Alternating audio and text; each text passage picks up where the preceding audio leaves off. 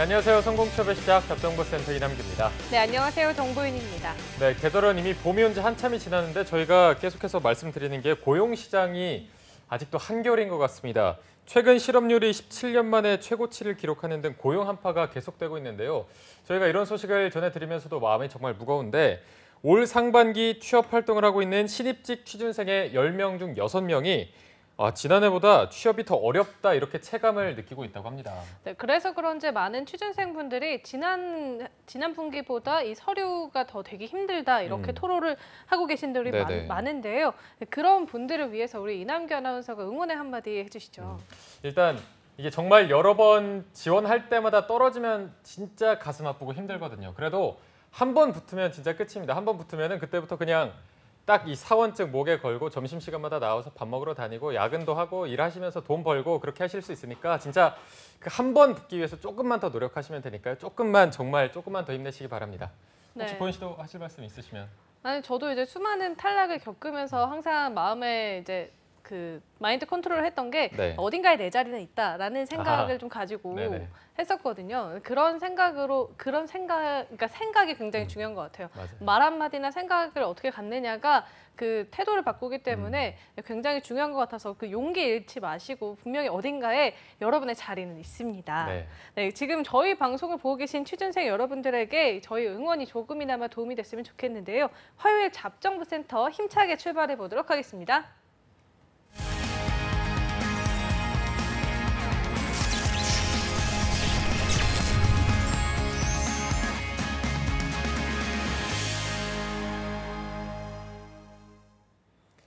네, 춥고 어둡고 막막한 우리 취준생 여러분들에게 인생의 봄날을 안겨드릴 특집입니다. 봄날은 온다 시즌 2. 자, 오늘은 정말 반가운 분을 한번 모셔봤습니다. 커리어 칼리지의 임송아 컨설턴트 모셨습니다. 안녕하세요. 안녕하세요. 네. 와, 반갑습니다. 이게 진짜 오랜만에 뵙는 것 같은데 어떻게 지내셨어요? 제가 이제 이번 겨울에는 우리 이제 올림픽이 있었잖아요. 올림픽과 패럴림픽이 있어서 평창에서 네, 그 장례 중계를 하면서 좀 바쁘게 보냈고 이제 공채 때문에 다시 서울로 복귀를 했습니다. 네, 저희가 이제 오프닝 때 취준생 여러분들에게 응원의 한마디 좀 부탁드렸는데 쌤께서도 한마디 해주시죠. 그러니까 두 분이 정말 너무 아까 보니까 좀 마음에서 절절히 우러나는 그러니까 한 자리면 된다. 근데 정말 그런 것 같아요. 이게 아무래도 불확실하기 때문에 불확실한 그 마음가짐이 더 아무것도 못하게 만들거든요. 뭐부터 해야 될지 몰라서 아무것도 못한다. 이런 마인드 컨트롤이 정말 제일 중요한 것 같습니다. 된다는 생각을 가지고 꾸준히 하는 것. 예, 송아 쌤 오랜만에 나와서 조금 미워갖고 당황하시라고 조금 질문을 드려봤는데 거의 뭐 프로처럼 대답을 해주셔서 조금만 더 힘내주시기 바라고요. 자, 지금쯤 상반기 공채도 거의 다 끝나가고 있고 아직까지도 합격 못한 분들은 정말 방 안에서 조금 좌절감에 우울해하고 계실 텐데 오늘 송아 쌤께서 이런 분들을 위해서 약간 역전 홈런 비슷한 이런 걸 가능하게 하는 기업들을 갖고 왔다고요? 네, 그렇습니다. 아무래도 지금 이제 인적성 발표가 하나둘씩 나고 있습니다. 서류 가까스로 붙었는데 인적성에서 탈락. 그럼 이제 이런 생각이 들거든요. 내 인성이 어떻길래. 도대체 내 인성이 어떻길래 이런 마음이 드실 텐데 그래서 이제 정말 좌절하고 있을 때 이게 끝날 때까지 끝난 게 아니다라는 말 있지 않습니까? 이제 시작하는 굴지의 기업들이 있어서 그중에 하나를 알차게 뽑아가지고 왔습니다. 어떤 기업이죠? 네, 좀 들으시면 저게 어떤 기업이지 하실 수 있는데 세아상혁이라는 기업을 오늘 가지고 왔습니다. 세아상혁이요? 저도 사실 처음 듣는 기업인데 어떤 기업인지 좀 소개 부탁드리겠습니다. 네, 그러니까 세아상혁하면 조금 이제 아무래도 많이 들어보시진 못할 거예요. 그래서 예를 들어서 누가 어떤 자리에서 만났는데 저 세아상혁 다녀요? 그러면 그게 무슨 중소기업이야? 중견기업이야? 이럴 수 있는데 줄여서 부르는 줄 알았어요. 네, 나보다 연봉이 훨씬 높거든요. 그래서 굉장히 매출 기준으로 봤을 때 세계 1위에 이런 직무가 좀 또 생경하실 수 있는데 벤더 회사라는 곳입니다.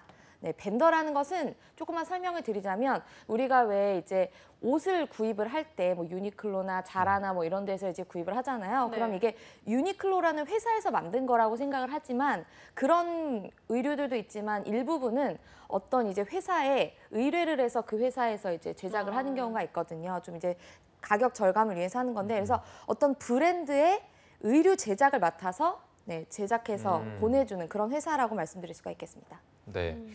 방금 말씀하신 게 또 매출 기준으로 세계 1위라고 하고 연봉도 강조하신 게 연봉도 굉장히 높을 것 같아서 많이 기대가 되는 회사인데 네. 자, 오늘 그만큼 조금 관심을 갖고 좌절하지 마시고 오늘 방송 기대해 주시면 좋을 것 같고요.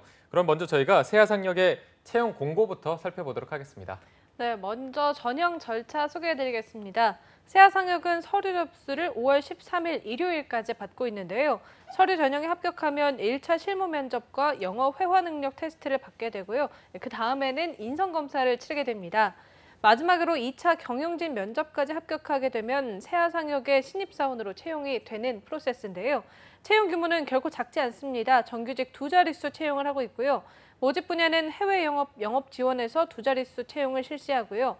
경영 지원과 해외 법인 지원, 디자인, TD 직무에서 각 1자릿수 채용을 진행합니다. 네, 저희가 세아상역의 채용 공고를 살펴봤는데 채용 규모가 2자릿수라고 하니까 그렇게 작지는 않은 것 같고요. 이제 많은 분들이 조금 여기에 끝판 희망을 걸고 많이 지원해 볼 텐데 이게 실제로 취준생들 사이에서 인기가 많은 편인가요? 네, 이게 모르는 분들은 모르지만 네. 아는 분들은 또 다 아시거든요. 네. 그래서 보면 여기 2자릿수라고 나와 있는데 그 2자릿수의 실제적인 그 채용 규모를 보면 한 30명 안팎 정도가 됩니다. 네. 네. 그런데 지원자가 5천, 6천 명 가량 되거든요. 일반 대기업이 10,000명 안팎으로 지원을 하기 때문에 그걸 봤을 때는 채용 규모나 아니면 지원자의 수가 적지 않죠, 절대로. 네네. 네. 그렇네요. 그 회사 이게 세아상역이 네. 세아상역이 이 면접에서 영어를 본다라는 게 좀 특이한 것 같은데 네. 이거는 뭐 필수인 건가요? 네, 세아상역 같은 데는 면접을 볼 때 영어 면접을 무조건 보는데요.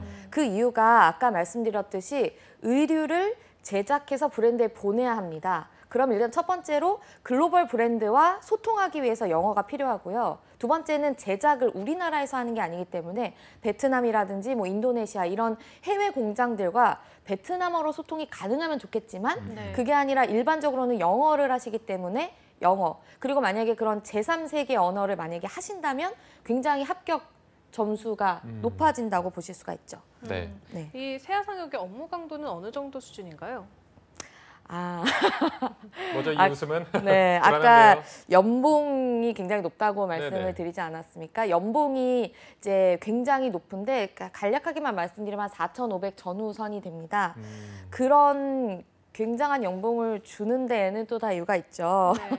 그래서 세아상역은 업무 강도가 굉장히 높습니다. 일단 첫 번째로 높을 수밖에 없는 이유는 외국과 이제 거래를 하기 때문에 시차가 있어서 네. 업무량 자체가 많지 않아도 소통을 하고 퇴근을 하기 위해서는 평균적으로 저녁 8시 정도가 되고요. 네.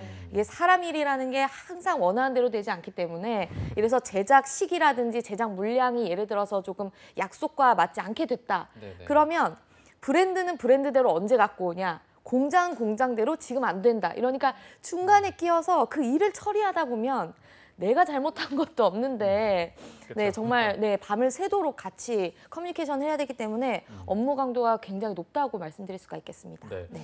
뭐 기본적으로 4,500에서 4,600 정도 받는데 그만큼 받는 데는 다 이유가 있다. 네, 이렇게 그렇죠. 해주셨는데 여기서 기본적인 연봉이 4,600이라고 하면은 뭐 인센티브나 이런 건 아예 포함이 안 된 건가요? 아예 포함이 안 돼 있고요. 우와. 네, 4,600만 원에 그럼 인센티브는 어느 정도냐? 네네. 그냥 이런 말씀을 드릴 수 있을 것 같아요. 의류계의 삼성이다. 끝났네요. 네, 그럼 한마디로 그렇죠. 끝나네요. 네, 연봉의 절반까지 한 분기 한 분기 나눠서 연봉의 절반까지 들어간다고 보시면 되겠습니다. 그러니까 그걸 만약에 합쳤을 때 그걸 합친 금액을 봤을 때는 이제 뭐 한 현대 모비스 정도의 연봉, 모비스가 이제 아무래도 거기는 인센이 더 붙지만 네, 인센 안 받은 모비스 정도라고 보시면 되겠죠. 네. 와. 확실히 저는 세아상역이 진짜 입에도 잘 안 붙을 정도로 굉장히 낯선 네. 회사였는데 이 연봉 수준이 정말 진짜 어마어마한 네. 것 같다는 생각이 네. 들거든요. 그렇다면 이 세아상역이 이번 채용에서 지원자들이 좀 주목해야 할 만한 특징이 있다면 어떤 것들이 있을까요? 네, 그 카더라라고 하지 않습니까? 네네. 이제 아무래도 채용 시장에는 카더라라는 게 굉장히 많이 존재를 하는데 실제로 이번 해에는 경영 지원이라는 모든 인문계생들이 좀 원하는 직무가 좀 많이 뽑는다는 이야기가 있습니다. 그래서 아무래도 문과생분들이 좀 이제 경영 지원 쪽으로 많이 몰릴 수가 있는데 두 번째로 달라진 것은 원래 그러니까 쉽게 말씀드리면 해외 영업, 영업 지원, 경영 지원 이렇게 세 파트를 따로 공고를 썼는데 이번에는 영업 지원을 해외 영업과 묶어서 공공명으로 이제 채용 스타일을 바꿨습니다. 그만큼 영업 지원에 좀 많이 지원을 해달라는 이야기거든요. 물론 경영 지원 쪽이 이쪽에서 일하면 더 재밌을 것 같아라고 하실 수가 있겠지만 영업 지원 쪽으로 지원을 하시면 내가 영어라든지 뭐 아니면 좀 스펙적인 부분에서 강점이 없는 분들에게는 합격률이 좀 높아질 수가 있다라고 말씀드릴 수가 있겠습니다. 네, 혹시 뭐 이공계생들을 우대하는 그런 전형도 있나요? 네. 세아상협 같은 경우에는 뭐 의류 회사다 그러면 뭔가 디자인을 잘해야 될 것 같고 옷을 좋아해야 될 것 같고 뭐 이런 편견을 가지고 있어서 이과생분들은 아예 공고 달력에서 이제 클릭도 안 해보신 경우들이 많거든요.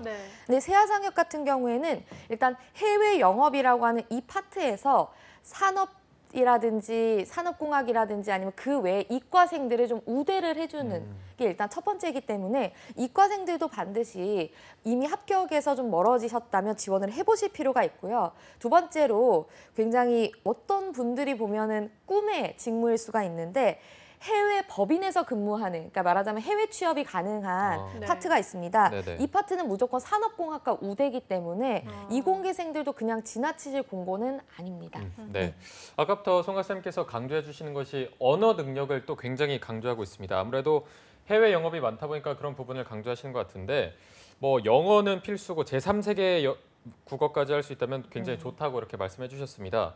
이게 그런데 업무 강도도 높고 또 시차에 따른 체력적인 부담도 많다 보니까 아무래도 체력적으로 조금은 우세한 남성을 더 선호하는지 채용 시 뭐 실제로 선호하는 성별이 있나요? 네, 아무래도 아까 말씀드렸듯이 야근이 기본적으로 시차 때문에 많을 수밖에 없다라고 말씀드렸는데요. 꼭 그게 아니더라도 의류 회사에서는 말 그대로 의류를 제작해야 되기 때문에 원단이 필요하지 않습니까? 그럼 이제 원단을 정말 이고지고 1층부터 5층까지 왔다 갔다 하는 게 평소에 하는 업무에 굉장히 많은 부분을 차지합니다. 그렇기 때문에 아무래도 남성 지원자를 조금 더 선호를 하기는 합니다. 그래서 남녀 비율이 남성 44%, 여성 56% 이 정도가 되는데요.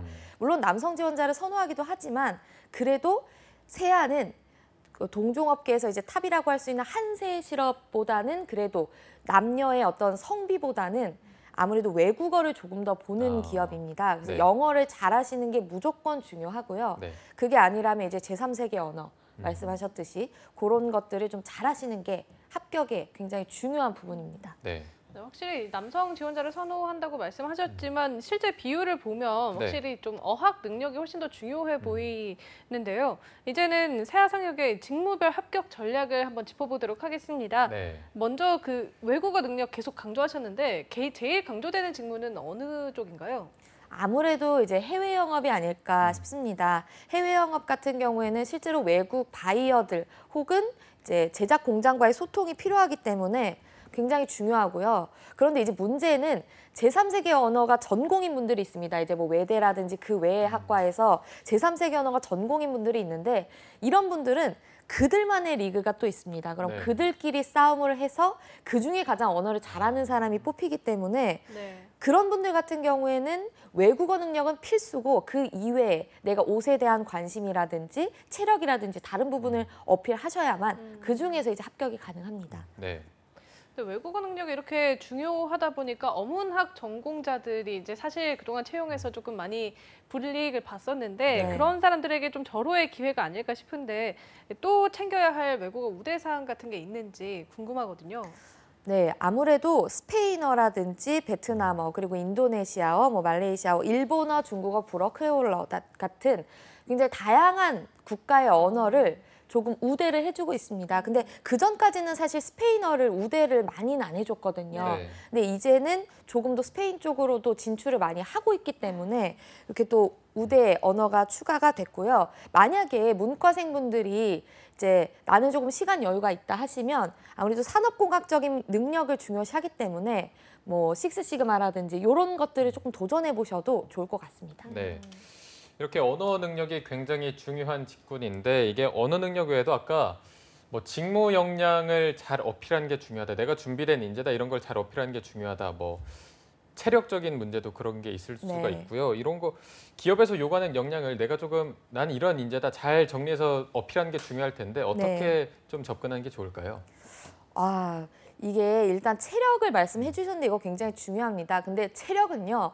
막상 면접 가서 팔굽혀펴기 하지 않는 이상 보여줄 수가 없잖아요. 네, 약간 조악한 답변이 나올 수밖에 없거든요. 네네. 그래서 이제 아무래도 체력 같은 거는 이제 뒷받침으로 살짝 해주시고 아무래도 해외 영업이라는 거 설득력이라든지 그런 커뮤니케이션 능력과 함께 또 내가 실제로 영업 전선에서 뭔가 바이어와 미팅하고 이거는 한 10년 뒤의 얘기거든요. 그래서 아무래도 납기라든지 물량이라든지 이런 것들을 꼼꼼하게 볼 수 있는 그런 문서 작성력이라든지 분석력 그리고 꼼꼼한 문서 처리 능력 이런 것들을 많이 강조해 주시는 것이 중요할 것 같습니다. 네. 해외 영업 직무 말씀을 해주셨는데 이 해외 영업 진짜 해외 법인으로 근무하려면 보통 어느 정도 바로 파견이 가능한 건가요? 아, 완전히 바로는 아니고요. 한 1, 2년 그리고 2, 3년 이후에는 이제 갑니다. 특히나 이제 남성 지원자 같은 분들은 결혼을 앞두거나 결혼을 하신 분들 이런 분들은 거의 무조건 1순위로 이제 해외 법인에서 이제 조금 근무를 하실 수밖에 없는 환경이기는 합니다. 그러면 이게 뭐 어디 외국으로 나가는 곳이 많을 텐데 네네. 무작위로 이렇게 선정을 하는 건지 아니면 뭐 1지망, 2지망 이렇게 본인의 의사를 조금 고려해 주는 편인지 이 부분도 궁금하거든요. 아, 이렇게 말씀드릴 수 있을 것 같아요. 이남규 아나운서가 몇 시 뉴스를 하고 싶다. 이걸 회사에 얘기할 수는 있지만 받아들여지지 않죠. 그 느낌으로 봐주시면 될 것 같습니다. 네, 그러면 파견 전에 그 1년에서 3년 정도 기간 동안에는 주로 어떤 일을 하게 되는 건가요? 일단 아까 말씀드렸듯이 1층부터 꼭대기층까지 원단의 나르는 일이라든가 아니면 이제 바이어와 미팅할 때 미팅 자료들, 뭐 스와치, 이렇게 원단 같은 거 뭐 잘라서 이런 거를 파일을 정리한다든가 이런 것들이 있고요. 이제 선배나 사수분들과 함께 커뮤니케이션을 하면서 제 차 공장에 이런 내용을 확인해봐라 했을 때 전화해서 뭐 커뮤니케이션 하신다든가 약간 미생에 보면 있는 업무들 있지 않습니까? 장그래 씨의 업무와 비슷하다고 보면 됩니다.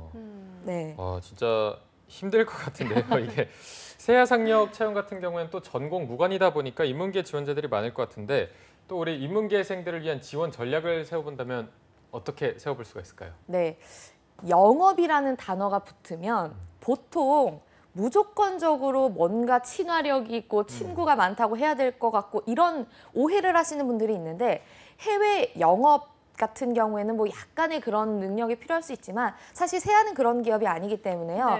조금 더 분석력이라든지 아니면 꼼꼼함 그런 것들을 많이 어필을 해주셔야 할 것 같고요. 영업 지원 같은 경우에는 내가 실제로 영업 전선에 전혀 뛰어들지 않습니다. 영업부서에서 하는 그 이외에 약간 조금 더 서포트를 해야 하는 그런 파트들의 업무를 영업 지원에서 말 그대로 지원해 줍니다. 그렇기 때문에 영업 지원 같은 경우에는 친화력이다 그런 것보다는 봉사나 서비스 마인드, 조금 더 서번트 리더십 같은 그런 능력들을 많이 어필을 해주시는 게 좋고요. 경영 지원은 말 그대로 뭐 인사, 총무 등등등 뭐 재무회계 굉장히 다양한 업무를 보는데 조금 더 아무래도 영업 지원보다는 높은 스펙의 지원자들이 지원하며 합격할 가능성이 높은데요. 경영 지원은 경영 지원에서 아무거나 시켜주시면 다 잘할 수 있습니다가 아니라 총무면 총무 아니면 재무면 재무 명확한 나의 포지션을 반드시 자소서에서 어필을 해주시는 것이 중요합니다. 네. 그러면 이공계 지원자인데 어학 능력이 높은 사람들은 어떤 직무에서 어떤 전략을 좀 세우는 게 유리할까요? 네, 무조건적으로 해외 법인 쪽을 좀 선호를 하시는 게 좋고요. 그게 아니라면 해외 영업 부분도 괜찮습니다. 네, 해외 법인에 조금 더 주목하라 이렇게 좀 전략을 짜주셨는데 세아상력에 지원하는 분들 중에서 디자인 전공자들이 있다면 이런 분들은 뭐 유의해야 될 점, 조심해야 될 점 이런 게 있을까요? 네, 이제 디자인 파트는 크게 두 가지로 나눠집니다. 디자인이 있고 TD, 테크니컬 디자인이 있는데요.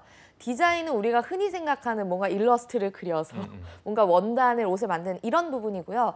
테크니컬 디자인은 패턴, 그러니까 옷을 만드는 그런 기본적인 패턴을 제작하는 그리고 약간 이제 옷을 입혀봤을 때 테를 조금 조정하는 이런 부분이라고 볼 수가 있는데요. 디자인 직군에서 유의하실 점은 그 포트폴리오를 만들거나 과제를 제출하실 때 너무 개인 성향이 드러나는 걸 좋아하지 않습니다. 네. 이 회사는 본인이 아름다운 옷을 만드는 게 아니라 의뢰가 들어오는 그대로 만드는 거기 때문에 본인이 개성이 너무 뛰어난 훌륭한 지원자는 선호하지 않고요. 또 한 가지는 뭐 약간의 이제 비즈니스 캐주얼 같은 거는 제작을 할 수 있지만 캐주얼이 대부분이기 때문에 좀 캐주얼이라든지 아니면 스포츠웨어 쪽에 위주로 포트폴리오를 제작하시는 것이 중요합니다. 네. 네, 그리고 테크니컬 디자인 같은 경우에는 뭐 면접이라든지 이런 부분도 중요하겠지만 기본적으로 패턴을 잘 뜨는 것이 가장 중요하기 때문에 네. 실무 위주로 많이 본인의 능력을 갈고 닦으시는 것이 중요할 것 같습니다. 네. 네, 지금까지 직무별 합격 전략을 한번 살펴봤는데요. 이번에는 자소서 항목과 또 자소서별 합격 전략을 살펴보도록 하겠습니다. 먼저 이 세아상역의 자소서 항목이 총 5개 문항으로 되어 있는데 전반적인 자소서 난이도는 어느 정도 수준인가요? 자소서가 세아상역 같은 경우에는 그러니까 모든 기업이 자소서를 아예 안 보진 않지만 그래도 자소서를 꽤나 보는 기업으로 이해하시면 되겠습니다. 네. 그 이유를 먼저 말씀드리자면 업무 강도 때문인데 세아상역이 굉장히 좀 업무 강도가 높기 때문에 연봉은 높지만 그래도 조금 말하자면 퇴사율이 굉장히 높은 편입니다. 그래요? 네, 그래서 완전히 대기업은 아닌데 대기업 수준의 규모를 채용하는 이유는 그만큼 나가는 분들도 꽤 많기 때문인데 어쨌든 그래서 자소서에서 이 사람의 인성을 굉장히 많이 평가를 합니다. 그렇기 때문에 자소서 작성 굉장히 중요한데 이번 시즌에 자소서 문항이 굉장히 많이 바뀌었습니다. 그래서 난도가 굉장히 최상으로 높아졌다라고 볼 수가 있겠습니다. 네. 네. 이게 난이도가 높아진 만큼 저희가 하나하나 좀 꼼꼼히 짚어봐야 될 필요가 있을 것 같습니다. 네. 자, 그럼 저희가 1번부터 하나하나 살펴볼 텐데 1번이 성장 과정에서 형성된 자신의 성격상 장단점에 대해서 기술해 주세요. 구체적인 상황이나 경험을 또 요구하고 있고요. 600자를 쓰라고 되어 있습니다. 이게 성격의 장단점을 물어보는 이유가 도대체 뭘까요? 성격의 장단점을 물어보는 이유는 일단 말 그대로 이 사람이 누군지 궁금한 겁니다. 우리가 예를 들어서 이런 거 있잖아요. 왜 소개팅 두 분도 해보셨죠? 네네. 네. 소개팅을 한다 그러면 뭐 예를 들어서 뭐 연봉이 얼마야? 뭐 차는 있어? 이러지 않잖아요. 어떤 스타일이야? 라고 물어보고 싶은데 그러니까 말 그대로 이건 어떤 스타일이야? 라는 겁니다. 근데 당신은 어떤 스타일이세요? 이렇게 할 수 없으니까 장점은 무엇이고 단점은 무엇입니까? 를 물어보는 겁니다. 그런데 보통 기업들은 1번 문항의 지원 동기에 대해서 물어보는데 네네. 1번으로 성격 장단점을 쭉 앞으로 빼서 자소서 항목이 수정이 된 만큼 이 사람이 어떤 스타일인지를 굉장히 중요시한다는 걸 다시 한번 확인할 수가 있고요. 그래서 나는 어떤 스타일입니다를 보여주셔야 합니다. 그런데 굉장히 많은 지원자분들이 나의 성격이 너무 드러나면 떨어질까 봐 그래서 장점은 성실함이요, 단점은 뭐 일에 욕심이 많아서 때론 일 처리가 느리다 이런 굉장히 두루뭉술한 표현을 하시는데 이거 어떤 스타일이야? 착한 스타일. 뭐 이런 거나 마찬가지거든요. 매력이 없네요. 그렇죠. 그래서 예를 들어서 뭐 저는 목표 지향적이라서 업무 처리가 빠른 대신 약간 성격이 급할 수 있기 때문에 뭐 예를 들면 뭐 조금 더 업무 처리가 너무 빠르지 않게 행동을 항상 조심한다. 뭐 이런 식으로 성격이 급하다는 표현은 좀 세지만 이렇게 이 캐릭터가 드러나게 작성하는 것이 굉장히 중요합니다. 네. 2번 항목을 이어서 한번 살펴볼 텐데요. 2번 항목을 보면 지금까지 살아오면서 자신이 이룬 대표적인 성취 경험을 기술해 주세요라는 문항인데 이거는 어떤 작성 전략이 필요할까요? 네, 그 이제 2번 문항을 보시면 나의 어떤 성취 경험을 쓰라고 했잖아요. 그럼 네네. 보통 제일 잘한 에피소드를 쓰거든요. 근데 제가 세아상역의 난이도가 굉장히 높다고 말씀드린 게 3번을 또 보면 거기에 또 비슷한 내용이 있습니다. 핵심 역량을 이야기하라고. 네. 또 근데 한 5번쯤 넘어가면 전공 경험과 우리 기업의 역량이 어떤 일치되는 부분을 쓰라고.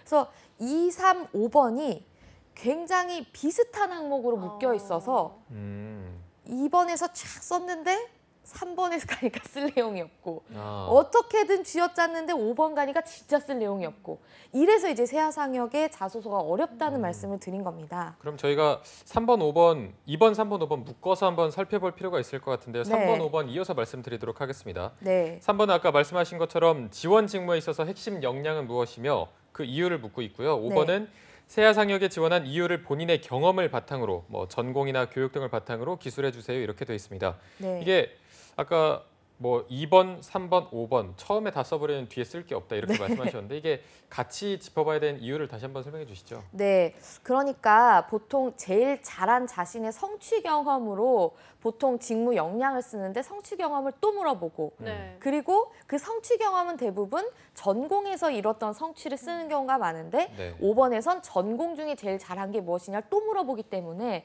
이게 겹친다는 말씀을 드렸던 건데요. 그래서 일단 그 작성 순서를 조금 변경하실 필요가 있습니다.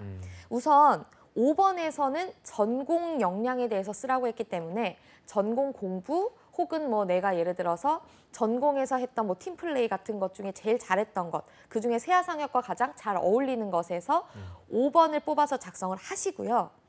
그다음에 이제 3번은 전공과 다른 뭐 예를 들면 해외 영업 기준으로 봤을 때 커뮤니케이션이라든지 설득이라든지 뭐 문서 작성이라든지 이런 그 직무 역량에서 필요로 하는 꼭 전공 내에서가 아닌 다른 뭐 그래서 동아리일 수도 있고 뭐 아니면 팀플 중에 다른 거일 수도 있고 그 중에서 하나를 뽑아서 3번을 작성을 하시고요.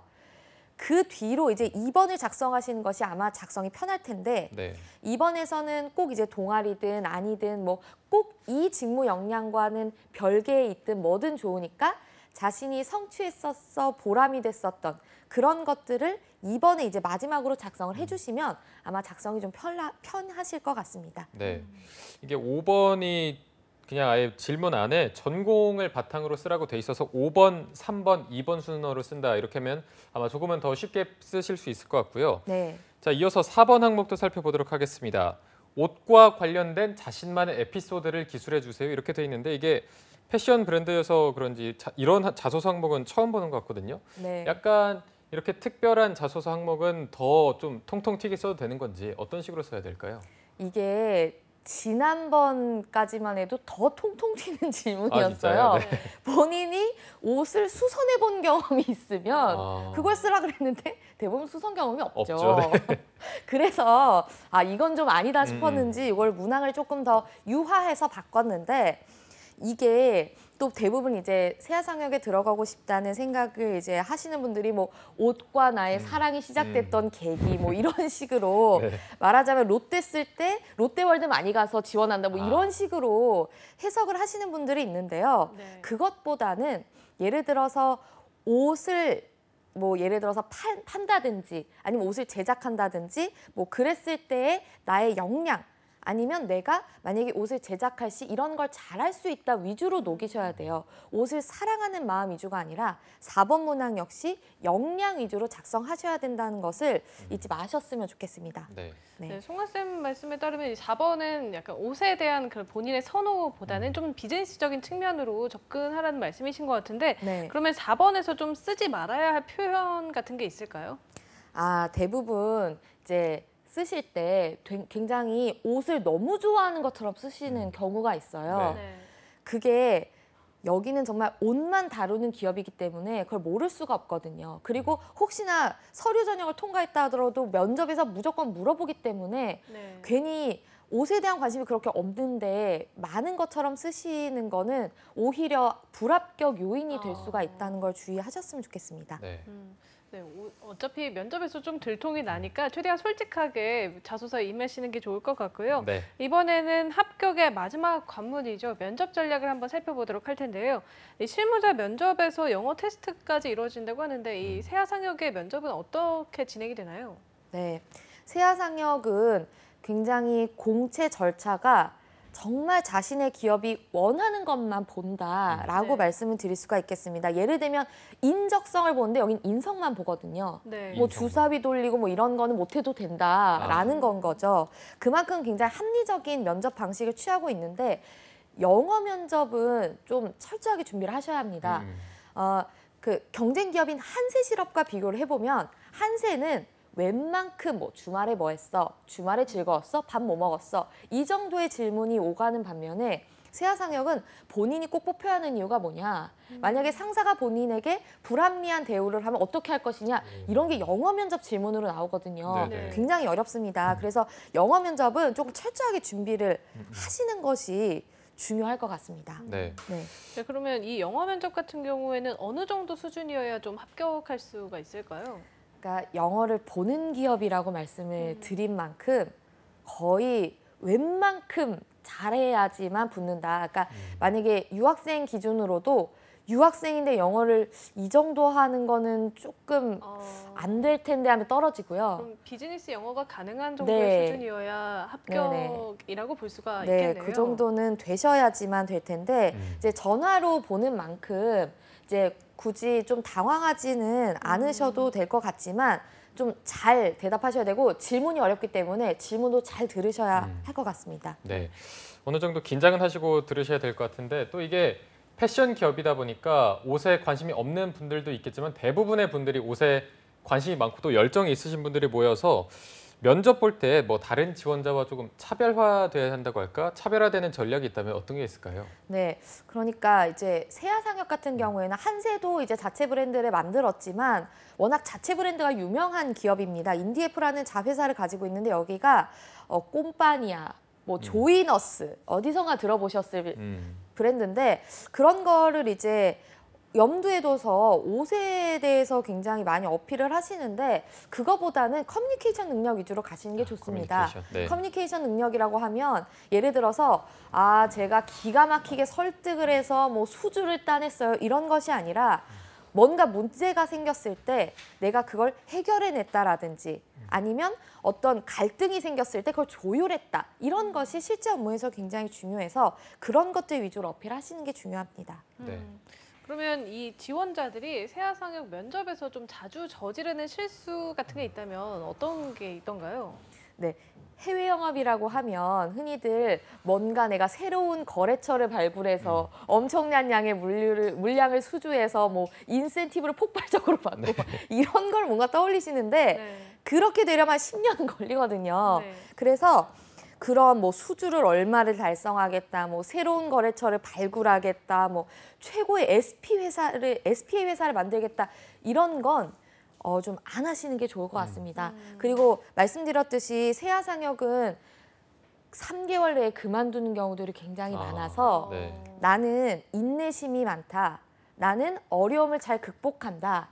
나는 어떤 업무라도 최선을 다하고 주어진 자리에서 최선을 다한다. 이런 인내 끈기 그리고 어떤 본인의 어떤 근성 이런 것들 위주로 어필을 하셔야 합격에 좀 더 가까워지시지 않을까 싶습니다. 네.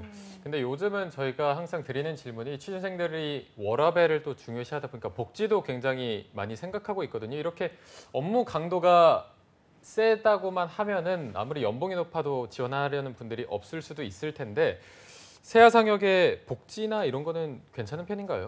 세아상혁은 대신에 이런 것이 있습니다. 이 사람이 직무 역량이 높으면 그러니까 워라밸이랑은 좀 다른 얘기인데요.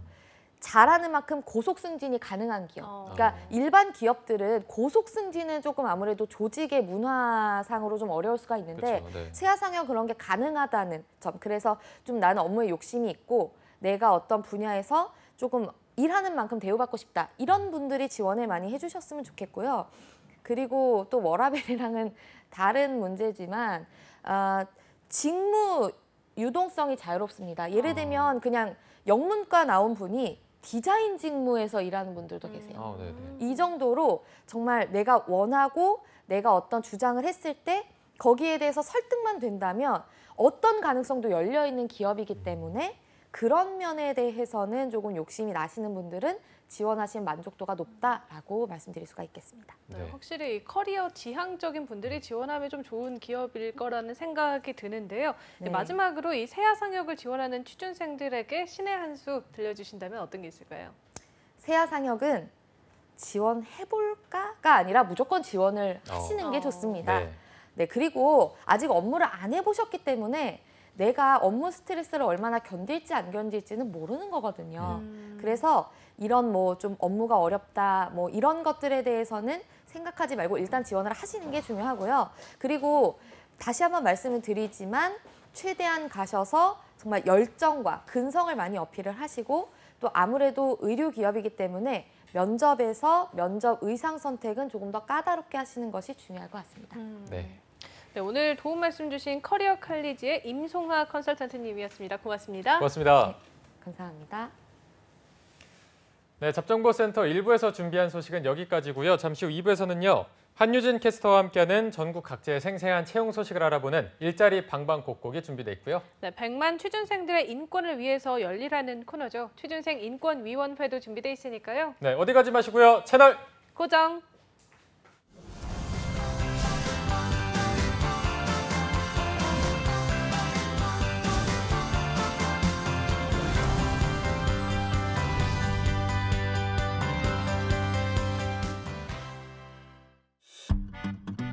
걸음이 늦다고요? 열정의 걸음은 더 빠릅니다. 잘 못 본다고요? 내일의 희망은 더 잘 봅니다. 표현 방법이 다르다고요? 소통의 대화는 더 따뜻합니다. 더불어 일할 때 희망은 빨라집니다. 일자리는 나누고 희망은 더하며 누구나 동등하게 땀으로 평가받는 함께 일터. 모두가 행복해지는 일터입니다. 함께하자는 생각, 모두의 대한민국을 만듭니다. 기회를 나누면 더 큰 기회가, 열정을 나누면 더 큰 열정이, 가능성을 나누면 더 큰 가능성이 더해집니다. 이것이 바로 함께 일하는 희망 공식. 일자리를 만들고 나누는 사회. 우리의 미래를 더하는 일입니다. 한국 직업 방송을 보면 취업이 보입니다.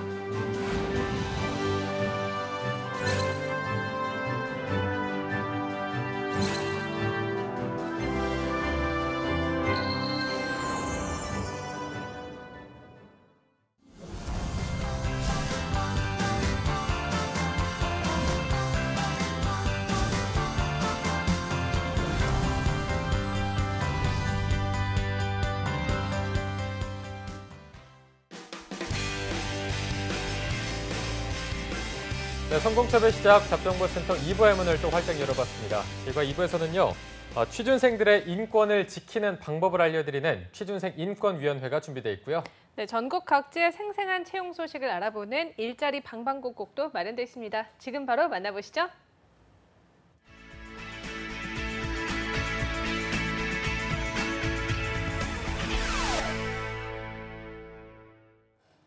네, 우리 동네에 과연 어떤 일자리 소식이 올라와 있는지 매일매일 전국 각지의 생생한 채용 정보를 알아보는 일자리 방방곡곡. 오늘은 부산 고용센터의 노혜윤 주무관님 연결돼 있습니다. 주무관님 안녕하세요. 안녕하세요. 부산 고용복지플러스센터 노혜윤입니다. 네, 주무관님 오늘은 어떤 일자리 소식 준비해 오셨나요? 이번 주 소개해드릴 부산 지역 구인기업은 사하구 장림동 소재의 주식회사 늘 푸른 바다입니다. 어묵 제조 및 유통, 판매하는 강소기업으로 채용 분야는 식품 가공 생산직 4명입니다. 어묵 가공 관련 포장 및 기계 조작, 생선 관련 부가 작업, 품질 및 위생 점검 등의 업무를 수행하며 지원 자격은 학력, 경력 및 무관하게 지원 가능하고 인근 거주자, 고용촉진 지원금 대상자, 여성분 우대한다고 합니다. 주 6일 오전 8시 30분부터 오후 6시 30분까지 근무로 급여는 시급 7,530원이며 복리후생으로는 통근버스 있습니다. 채용 시 마감되는 고인권으로 지원을 희망하시는 분은 워크넷을 참조하여 이력서 준비하신 후 팩스나 이메일 지원해보시기 바랍니다. 네, 관심 있으신 구직자분들은 지원 자격과 우대사항을 잘 체크하셔서 지원하시기 바랍니다. 주무관님 바로 다음 소식도 전해주시죠. 네, 다음으로 소개해드릴 기업은 창원시 성산구 소재의 주식회사 대성 파인텍입니다. 자동차 부품 제조 강소기업으로 채용 분야는 소방안전관리자 1명입니다. 공장시설 소방안전관리, 위험물 안전관리, 산업안전관리, 사내 재고, 입출고 관리 업무를 수행합니다. 지원 자격은 학력, 경력은 무관하나 소방안전관리자 1급 자격증 소지한 청년층 지원 가능합니다. 그 밖에 컴퓨터 활용 능력 우수자, 인근 거주자, 차량 소지자 우대한다고 합니다. 주 5일 근무로 연봉 2,800만 원 이상이며 경력자는 면접 시 급여 조정 가능하고 복리후생으로는 1일 이식 제공, 각종 경조사비 지원 등이 있다고 합니다. 채용 시 마감되는 구인건으로 관심 있으신 구직자분은 워크넷 확인 후 구비 서류를 준비하여 이메일 지원해 보시기 바랍니다. 네, 채용 시 마감되는 구직건인 만큼 구직자 여러분들의 빠른 지원 바랍니다. 주무관님, 오늘 소식 고맙습니다. 고맙습니다. 네, 다음은 전주로 연결해 보겠습니다. 이효순 주무관님, 안녕하세요. 네, 안녕하세요. 전주 고용복지 플러스 센터 이효순입니다. 네, 주무관님 첫 번째 일자리 소식 전해주시죠. 이번 주 소개해드릴 사업장은 주식회사 대주코레스입니다. 전라북도 완주군 봉동읍 완주산단에 소재하고 있으며 자동차 부품 제조업체에서 공업기계 설치 및 정비원 2명을 채용합니다. 담당 업무는 자동차 부품 설비 보전, 공무 업무이며 압출 설비 고장 수리, 설비 예방 보전, 유틸리티 수리 및 보전 업무입니다. 학력은 고졸부터 대졸까지 가능하며 경력 3년 이상 되신 분만 지원 가능하며 복리후생으로는 기숙사를 이용할 수 있으며 송금버스, 자녀 학자금 지원이 있습니다. 주야 2교대 근무로 급여는 월 250만 원부터 300만 원까지입니다. 상여금 400%가 있습니다. 구인 마감일이 5월 31일까지이므로 지원을 희망하시는 분은 이력서, 자기소개서, 졸업증명서, 경력증명서를 준비하셔서 이메일로 접수해 주시기 바랍니다. 네, 3년 이상 경력이 필요한 구직건입니다. 구직자 여러분들은 참고하셔서 지원하시기 바랍니다. 주무관님, 바로 다음 소식도 전해주시죠. 다음에 소개해드릴 채용 정보는 주식회사 무한랜드입니다. 전라북도 임실군 오수면에 소재하고 있으며 조경시설물 제조업체에서 용접원 2명을 채용합니다. 학력은 무관하며 경력 2년 되신 분만 지원 가능합니다. 수행할 업무는 조경시설물, 정자, 파라고, 벤치, 운동시설물, 목교, 데크 헨스를 직접 생산하여 현장에 설치하는 일이므로 철제와 목재를 이용한 일반형 퍼걸러의 제작을 위해 용접이 가능하여야 합니다. 현장 시공이므로 출장이 가능하여야 합니다. 주 5일 근무이며 근무 시간은 오전 8시부터 오후 6시까지로 급여는 월 200만 원부터 300만 원입니다. 채용 시 마감되는 구인건이므로 지원을 희망하시는 분은 이력서를 준비하셔서 회사에 팩스 또는 이메일로 접수해 주시기 바랍니다. 네, 2년 이상 경력의 용접원 2명을 채용하고 있습니다. 구직자 여러분들의 많은 지원 바랍니다. 주무관님, 오늘 소식 고맙습니다. 네, 고맙습니다. 네, 일자리 방방곡곡 경남과 전주 지역의 채용 정보 살펴봤습니다.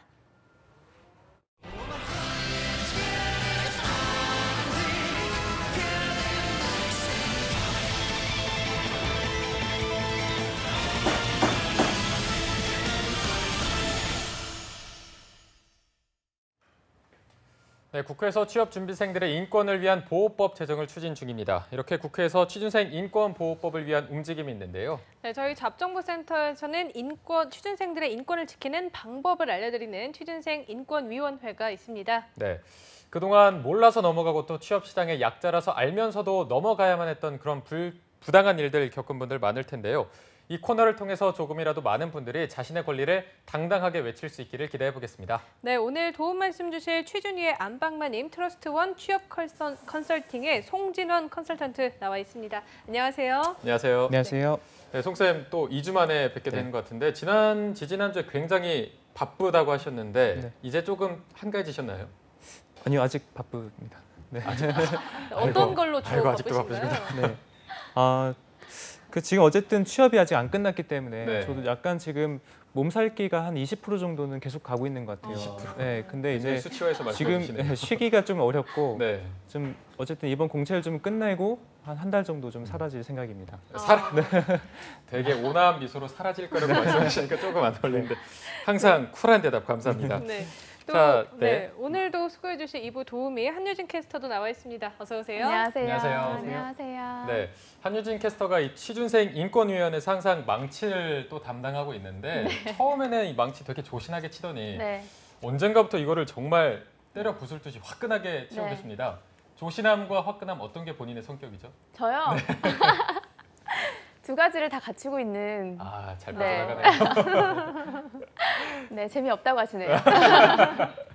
네, 알겠습니다. 네, 진원 쌤이 오늘 그럼 준비하신 주제 어떤 건가요? 네, 제가 오늘 준비한 내용은 지금 대기업이라든지 공기업 할 것 없이 취준생을 배려하지 않는 일정이 지금 문제가 되고 있습니다. 네. 결과적으로 지금 중복 지원을 못하게끔 하거나 또는 최종 합격까지 여러 곳을 선택을 못하게끔 하는 그런 문제들이 있어서 이번 취업준비위원회에서는 지금 최악의 취업 한파가 지금 불어닥치고 있는 가운데 그런 부분에 대해서 좀 불이익이 없는지 파악해보고자 합니다. 네, 말씀하신 것처럼 지금 안 그래도 취업하기 힘든데 이런 상황에 또 일정 하나를 배려해주지 않아서 많은 분들이 또 울고 계실 텐데 오늘 한유진 캐스터가 안건을 소개해 주도록 하겠습니다. 네. 업계에 따르면 SK 하이닉스는 삼성 G사트가 치러지는 15일에 2018년 2차 수시 채용 합격자들을 대상으로 신입사원 오리엔테이션을 진행했다고 하는데요. 네. 특히 합격자 중에서 공대생들이 많아서 일부 입사 예정자들이 당일 치를 예정이었던 산업기사 자격증 실기시험에 응시를 해도 되는지 문의를 했습니다. 그런데 SK 하이닉스는 OT도 채용 프로세스의 일환이라면서 만약에 불참을 했을 시 합격이 취소가 될 수 있다는 내용을 통보를 했습니다. 또 이뿐만이 아니라 최종을 합격하고 지난 10일에는 입사한 1차 수시 채용 신입사원에게 G사트가 치러지는 날 SK 와이번스와 NC 다이노스의 야구 경기 관람에 참석하라고도 공지를 했는데요. 네. 또 SK 하이닉스는 지난해 하반기 채용 전형에서도 이번과 같이 G사트가 진행됐던 날에 똑같이 시험을 진행한 바가 있습니다. 따라서 오늘 취준생 인권위원회의 안건으로는 응시 날짜의 중복, 취업난의 응시 기회를 박탈하는 또 다른 갑질인가입니다.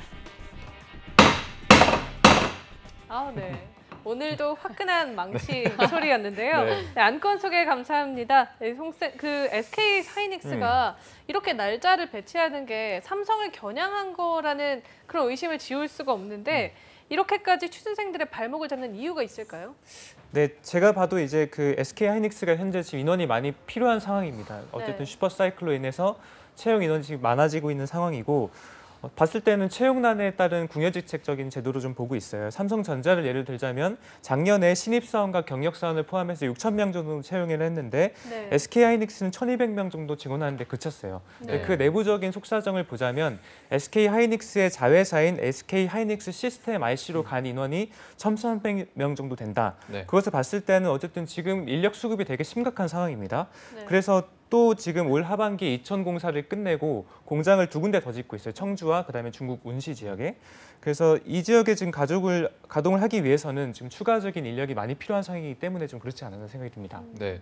이게 사실 합격자 입장에서는 저러지도 못하는 게 아까 한유진 캐스터가 말했지만 오리엔테이션도 뭐 채용 프로세스의 일환이라면서 불참하면은 합격이 취소될 수 있다고 통보하면 이거는 오라는 얘기잖아요. 당연히 오고 못 가면은 불이익이 있을 텐데 불만들이 굉장히 많을 수밖에 없을 것 같거든요. 그렇죠, 맞습니다. 결과적으로 취업준비생 입장에서 이게 불만이 있을 수밖에 없는 이유가 실질적으로 회사에 선택하는 그런 나의 권리라든지 이런 걸 좀 없앤 거 아니냐라는 불평이 있는 것입니다. 실질적으로 이 G샷을 보게 되면은 너가 입사 취소될 수 있다라는 되게 강력한 권고인 것이죠. 네. 이것을 만약에 이렇게 응하지 않고 간 사람은 거진 없다고 봐야겠죠. 어쨌든 결과적으로는 선택권을 좀 침해했다고 볼 수 있겠습니다. 네.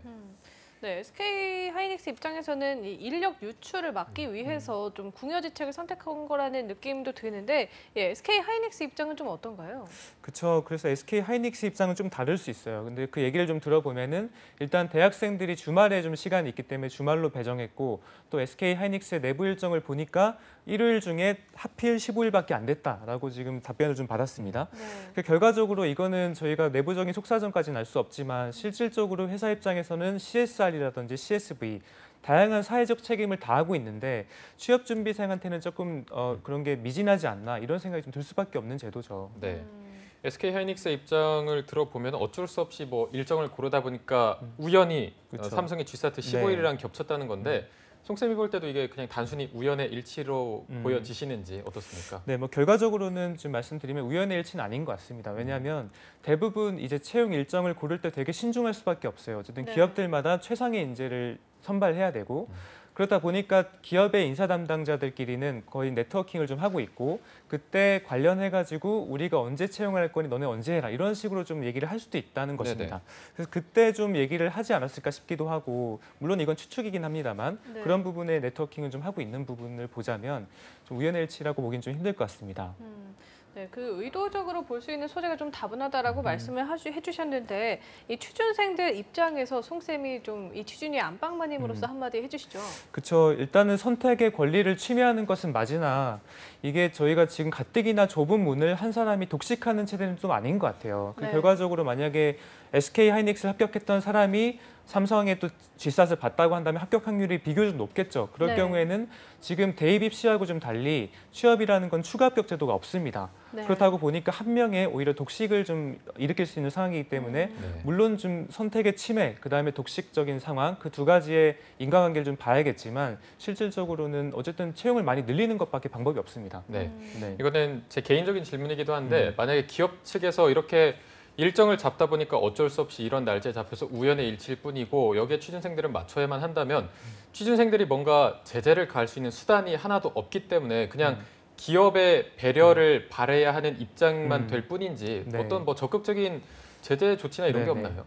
결과적으로 이제 저번 주에 말씀드렸던 것 중에 하나가 일단은 이 채용 과정이라는 것은 경영자의 의사결정 사항이에요. 결과적으로는 회사에서 원하는 인재를 뽑을 수밖에 없는 상황인데 근데 그게 너무 이제 사회적인 문제까지 좀 이슈화가 됐다 보니까 어느 정도 기업의 도리 정도로 지켜야 되지 않나라고 보는 거죠. 근데 결과적으로는 지금 슬픈 현실이죠. 그래서 취업 준비에 대한 그런 인권에 대한 그런 법안이 빨리빨리 마련이 좀 돼야 될 것 같습니다.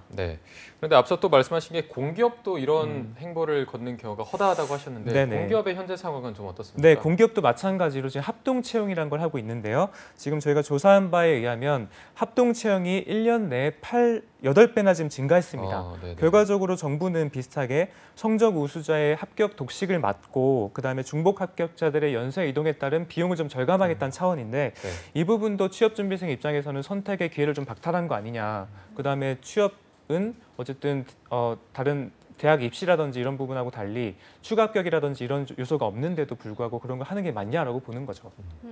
네, 저도 이제 그 일반 취업 준비를 할 때 생각해 보면 A매치데이라고 해가지고 금융 공기업들이 일제히 그 필기 시험을 같은 날 봤었거든요. 뭐 한국은행이나 금감원이나 예결원 이런 것들이 다 하루에 시험을 봐서 내가 원서는 다 썼지만 어디를 직접 가서 필기를 봐야 할지 그렇게 눈치 싸움이 좀 벌어지곤 했었는데 이거에 대해서 수험생들 사이에서도 의견이 되게 분분할 것 같거든요. 그렇죠. 이게 사실 의견이 좀 분분한데 제가 주요 좀 댓글을 좀 보면은 일단은 뭐 취업준비생이 마루타냐. 왜 이런 거를 금방 이렇게 도입을 해버리냐라는 입장도 있었고 또 수능 보듯이 필기시험이라든지 이런 걸 들고 여러 군데 지원할 수도 없는 현실인데 이게 맞는 거냐 이런 이제 비판적인 것도 있었고요.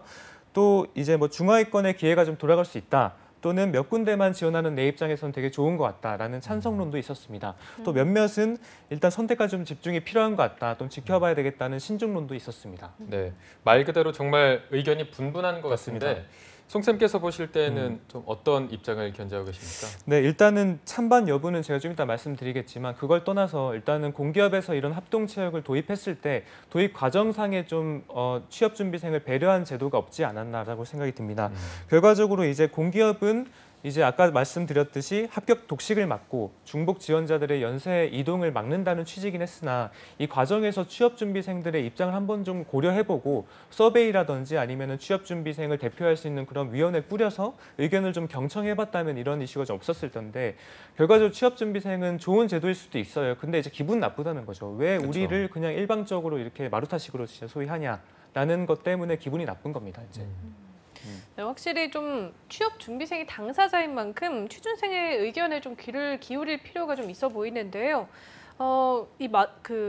오늘 안건에 대해서 쌤이 또 마지막으로 촌철살인에 한마디 해주신다면 그래서 이제 기재부 관계자의 경우에는 이 최종 결정 과정을 중간에 이제 뭐 어쨌든 아직 확신이 없었기 때문에 취업준비생한테 공개를 안 했다고는 하긴 하지만 어쨌든 간에 절차상의 그런 흠결이 있어요. 그래서 이 부분은 확실히 좀 질타를 받을 만한 사항인 것 같고 제가 조사한 바에 의하면은 지난해 5조 원 자산이 넘는 기업의 경우에는 현재 그 대기업의 영업이익이 55%나 증가했습니다. 고용률은 얼마나 증가했을까요? 얼마나 증가했나요? 1.8% 증가했습니다. 네. 너무 심각하죠. 네. 결과적으로 기업은 이익을 벌었음에도 불구하고 지금 채용이 1.8%밖에 증가되지 않았다는 것은 그것 또한 충분히 질타받을 수 있는 사항입니다. 그다음에 지금 비정규직하고 정규직의 문제, 지금 통계에 의하면은 비정규직이 정규직의 2분의 1의 임금밖에 못 받고 있어요. 네. 이런 부분도 지금 취업의 양과 질 두 부분에서 다 문제란 겁니다.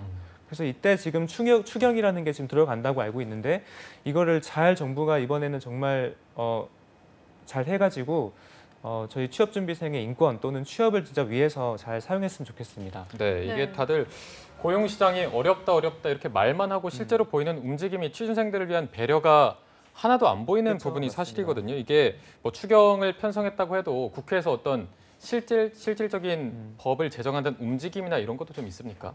그래서 지금 취업준비생 인권위원회가 법안이 발의되긴 했으나 아직까지는 확정이 안 된 부분이 있어요. 물론 이제 지금 사회적인 기준으로 봤을 때는 충분히 법안 발의가 될 것인데 그게 또 언제 될 건지, 그다음에 어느 순간부터 될 것이고 어떤 취업준비생이 소위 득이 될 것인지 이런 것들도 좀 차근히 봐야 될 것 같습니다. 네. 사실 한유진 캐스터도 오늘 소식을 전달하면서 망치봉을 치는 게 굉장히 분노가 느껴질 정도로 이렇게 기업 측에서 우리 취준생분들의 입장을 고려하지 않는 걸 보면 많이 좀 화나실 텐데 취업준비생들의 입장을 대변해준 입장으로서 오늘 안건을 읽으면서 어떤 소감이셨는지 한번 말씀해 주세요. 인사 담당자들도 한때는 취준생이었을 거잖아요. 그래서 그 시절을 좀 돌아보면서 취준생들에게 좀 선택의 폭을 좀 넓혀줬으면 좋겠다라는 생각이 듭니다. 좋습니다. 네. 네, 마지막으로 또 한유진 캐스터의 한마디까지 들어봤는데요. 네, 오늘도 송쌤께서 취준생의 입장에서 열변을 좀 토해 주셨습니다. 네. 오늘도 취준생 인권위원회를 위해 수고해 주신 송진원 컨설턴트와 또 한유진 캐스터 모두 고맙습니다. 고맙습니다. 네, 오늘 준비한 소식은 여기까지고요. 내일은 롯데그룹 스펙테클 채용의 합격 전략을 짚어드리는 봄날은 온다 시즌2가 이어집니다. 내일 방송도 기대 많이 해주시고요. 네, 저희는 내일 오전 10시에 다시 웃는 모습으로 찾아뵙겠습니다. 시청해주신 여러분 고맙습니다. 고맙습니다.